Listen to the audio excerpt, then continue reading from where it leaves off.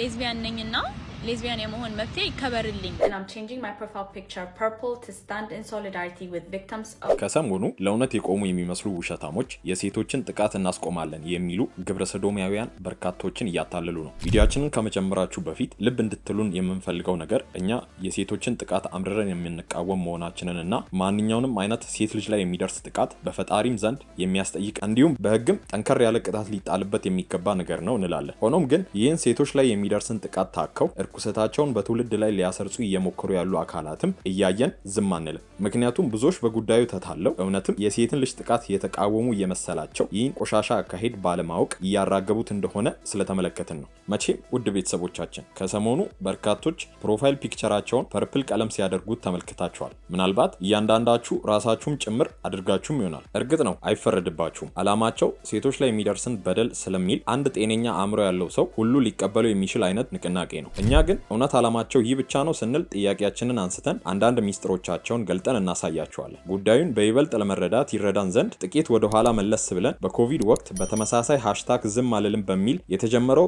ንቅናቄና የሀገራችን ታዋቂ አርቲስቶችን ጨምሮ በርካቶች ተቀባብለውት የነበረው እንቅስቃሴ በኋላ ምን መዘዝ ይዞብን እንደመጣ በማስረጃ እናሳያችኋለን። ልክ እንደዛን ጊዜው ዝም አልልም ቻሌንጅ ሁሉ የአሁኑ ፐርፕል ቻሌንጅም ይዞብን የመጣብን አስጊ ነገር እንመለከታለን።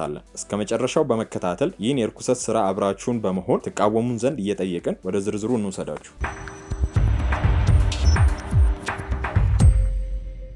በመጀመሪያ ደረጃ ዝም ብለን ከመሬት ተነስተን የምናወራው ነገር እንዳልሆነ ለማሳየት ስለዚህ የፐርፕል ቀለምና የግብረሰዶማውያን ትስስር ከ3 ወራት በፊት ኦገስት 9 ላይ በዚህ ቪዲዮ የነገርናችሁን ነገር አስታውሰናችሁ እንመለስ። ሌላኛው በአይነ ቁራኛ እንድትመለከቷቸው የምንፈልጋቸው ሰዎች አዘውትረው ይህንን የወይን ጠጅ ቀለም ያለው ኢሞጂ የሚጠቀሙ ሰዎች ናቸው። በስክሪኑ ላይ እንደምትመለከቱት ይህ ኢሞጂ በብዛት ጥቅም ላይ የሚውለው በነዛ ቆሻሻዎች እንደሆነ ጎግል ይነግረናል። እዚህ አንድ አጋጣሚ እንንገራችሁ። ይህን እውነት ካነበብን በኋላ አንድ ፌስቡክ ላይ አዘውትራ ይህንን ኢሞጂ የምትጠቀምን ልጅ ፌስቡክ ሄደን ስንመለከት ባዮዋ በምስሉ ላይ እንደምትመለከቱት እንዲህ ይላል። Nearly everything I know about love I have learned from my friendship with women ይላል። ማለትም ፍቅር የተባለውን ነገር ሁሉ የተማርኩት ከሴት ጓደኞቼ ነው ይላል። ያልናችሁ ወይን ጠጅ ልብ ቅርጽም ባዮዋ ላይ ተካቶ ተመልክተናል። እናንተም እንድትጠነቀቁ ከጠቀማችሁ በማለት አጋርተናችኋል። እንግዲህ እንዳደመጣችሁት ነው። ይህ ቻሌንጅ ከሰሞኑ የተጀመረ ቢሆንም ያለፈ ቪዲዮአችን የወይን ጠጅ ኢሞጂ እና ግብረሰዶማውያን ስላላቸው ቁርኝነት በጥቂቱም ቢሆን አንስተን ነበር። ጉዳዩ ተመሳሳይ ስለሆነ ጥቂት ወደ ኋላ እንመልሳችሁና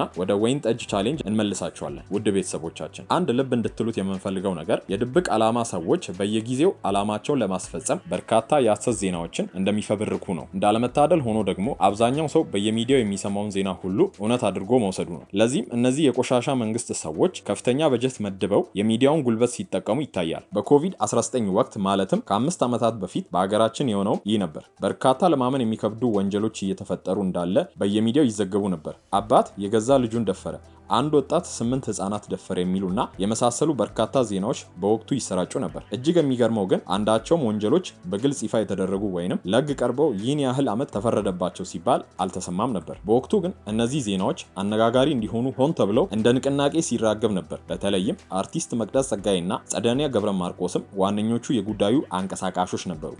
ሃሽታግ ዝም አልልም በሚል የጀመርነው እንቅስቃሴያችን ጥሩ እየሄደ ነው። በዚህ ውስጥም በርካታ አርቲስቶች ባለማወቅም ጭምር ሲሳተፉበት እንደነበረ ይታወሳል። እንዲህ ያሉ ዜናዎችን በማራገብ ውስጥ ደግሞ በርካታ የውጭ ሀገራት ተቋማት እጃቸው ነበረበት። በእኛ ሀገርም የጉዳዩ አስፈጻሚ የሆኑ ራሳቸውን ራዲካል ፌሚኒስት ነን የሚሉ ሰዎች ነበሩ። ከነዚህም መካከል ቢሌኔ፣ አስቴር ስዩም፣ ማዛ አሸናፊና ስህንን ጨምሮ ሌሎችም አክራሪ ፌሚኒስት የሆኑ የመንግስት ባለስልጣናትን ጨምሮ ይገኙበት ነበር። ታምኝበታለሽ ወይ? ተመሳሳይ ጾታ ጋብቻ ድረስ ብትሄድ መብቷ ከሆነ ከፈለገች የሚለው ታምኝበታለሽ ወይ ነው። እዛ ላይ እኔ እንግዲህ አጠቃላይ የሰብአዊ መብት ተማሪም የሰብአዊ መብት አራማጅም በመሆኔ ራሴ አስተያየታለኝ ግን አሁን ባልመልስልሽ ደስ ይለኛል። በነገራችን ላይ ይህ አካሄድ በበርካታ ሀገራት ግብረሰዶማዊነትን ለመተግበር የሚጠቀሙበት አካሄድ ነው። እነዚህን አባቶች ልጆቻቸውን እየደፈሩ ነው የሚሉና የመሳሰሉ ዜናዎችን እየፈጠሩ በማሰራጨት አባትነትን ለማርከስ፣ ወንድነትን ለማንቋሸሽ የሚሄዱበት መንገድ ነው። ዓለምን የሚያስፈሩ በጣም ብዙ ነገሮች አሉ። ዓለምን የሚያስፈሩ ሴቶች አይደሉም። ዓለምን የሚያስፈሩ ወንዶች ናቸው። ዓለምን የሚያስፈሩ ወንዶች ናቸው። ይህን ለመረዳት በጊዜው ከዚህ ጊዜ በኋላ በማህበራዊ ሚዲያ የጀመሩትን አጌንስት ፓትሪያርኪ የሆነ ቻሌንጅ ማስታወስ ጠቃሚ ነው። እዚህ የምትመለከቷቸው ፖስቶች በጠቅላላ ፓትሪያርኪን የሚቃወሙና በፌሚኒስቱ ሲሰራጩ ነበሩ። የፓትሪያርኪ ስርዓት ማለት በወንድ ወይንም በአባወራ የሚመራ የማህበረሰብ ስርዓት ሲሆን ይህ ስርዓት ለሴቶች መጠቃት ተጠያቂ ስለሆነ ሊያበቃ ይገባል እያሉን ነው። ከዚህም በመቀጠል ለወለዳት ልጅ ከማንም በላይ ጠባቂና ተከላካይ የሆነን አባት በጅምላ በመፈረጅ አባት ደፋሪ፣ አባት አጥፊ፣ አባት ሴቶችን አጥቂ አድርገው ያቀረቡበት እጅግ አሳፋሪ እንዲሁም አደገኛ የዲያብሎስ አካሄድ ነበር። እጅግ የሚያሳዝነው ነገር ደግሞ ምንም እንኳን አንዳንዶቹ ጉዳዩን እያወቁት ቢሳተፉበትም ባለማወቅና የሴትን ልጅ ጥቃት ለማስቆም እየመሰላቸው ብዙዎች መሳተፋቸው ነው። በወቅቱ ይህን ዜና ካሰራጩት በኋላ በቀጣይነት ያቀረቡት ምክረ ሀሳብ የጾታ ትምህርት በየትምህርት ቤቱ በሚገኝ የጾታ ክበባት እንዲካተት ማድረግ እንዲሁም ህፃናት ይህን ክፉ የግብረ ሰዶማዊነት ሀሳብ እየተማሩ ማድረግ ነበር። ሽፋናቸው የነበረው ግን ሴቶች በአባቶቻቸው ጭምር እየተደፈሩ ስለሆነ የግንዛቤ ማስጨበጫ በስርዓተ ትምህርት ውስጥ ይካተት የሚል ነበር። ከዚህ ቀደም እንደነገርናችሁ ደግሞ የአሁኑ የትምህርት ሚኒስተር ብርሃኑ ነጋ በወቅቱ ወደ ነስህን የሴታዊነት እንቅስቃሴ ቢሮ በመሄድ ኢዜማ ከተመረጠ በስርዓተ ትምህርት ውስጥ የጾታ ትምህርት እንደሚካተት እንደተወያዩበት አጋርተው ነበር። በወቅቱም መልቲዳ ሳልቫኖ የሚል የትዊተር ስም ያላት ግለሰብ ግብረ ሰዶማውያን በርካታ ሚሊዮኖችን በመመደብ ኢትዮጵያ ውስጥ ለመተግበር እየተንቀሳቀሱ እንዳለ እንዲሁም በየትምህርት ቤቶቹ ውስጥ ይህን ሀሳብ ለማስረጽ ሙከራ እየተደረገ እንዳለ ስጋቷን ገልጻ ነበር።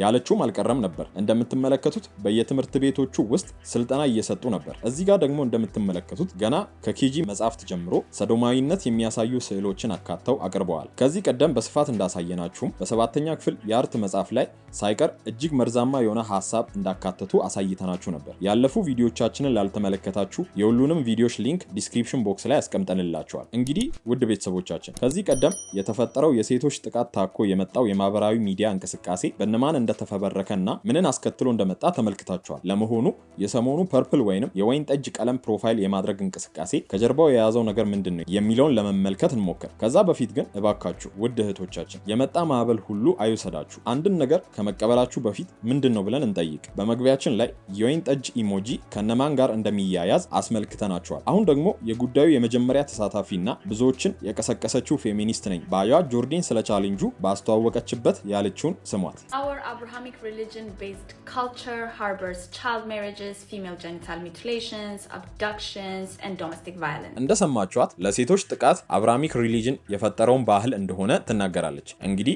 አብርሃሚክ ሪሊጅን ማለት ኦርቶዶክስ፣ ካቶሊክ፣ እስልምናና ፕሮቴስታንት ያሉ ሃይማኖቶች መሆናቸው ነው። እነዚህ ሰዎች ዓላማቸው ግብረ ሰዶማዊነትን ማስፋፋት ብቻ ሳይሆን ሃይማኖትም ከሀገር ማጥፋት ነው። ምክንያቱም ሃይማኖት ትልቅ እንቅፋታቸው እንደሆነ ስለሚያውቁት ነው። ይህ ደግሞ ዛሬ በእኛ ሀገር የተጀመረ እንዳይመስላችሁ በሌሎች የዓለም ክፍሎች ሞክረውት ያሳኩት ተግባራቸው ነው። ዛሬ ላይ አሜሪካና አውሮፓ ብትሄዱ አብዛኞቹ ቤተክርስቲያናት ባዶአቸውን ቀርተዋል። ትንሽ ጠንክረው የተቋቋሙት እንደነ ፖላንድ እና ሩሲያ ያሉ ሀገራት ቢቋቋማቸውም ብዙዎች ግን በእነዚህ ቆሻሾች ተጠልፈው ወድቀዋል። እባካችሁ እኛም ተቃውሞ እንደተረፉት ጥቂት ሀገራት ዛሬም ላይ ድምጻችንን እናሰማ። ከረፈደ ከማለቃቀስ ዛሬ በቃችሁ ልንላችሁና እያመጡ የሚወረውሩብንን ነገር ሁሉ ባለመቀበል አላማቸውን እናፍርሰው። ልክ ከዚህ ቀደም ወንድንና አባትን አውሬ አድርገው ሊያቀርቡ እንደሞከሩት ሁሉ የአሁኑ ቻሌንጅ አድራጊዎችም ማን እንዳጠናው የማይታወቅን ቁጥር እያመጡ ይገኛሉ። Studies showed that more than 5,500 women were murdered this year. That is 15 women per day. እንግዲህ በቀን 15 ሴቶች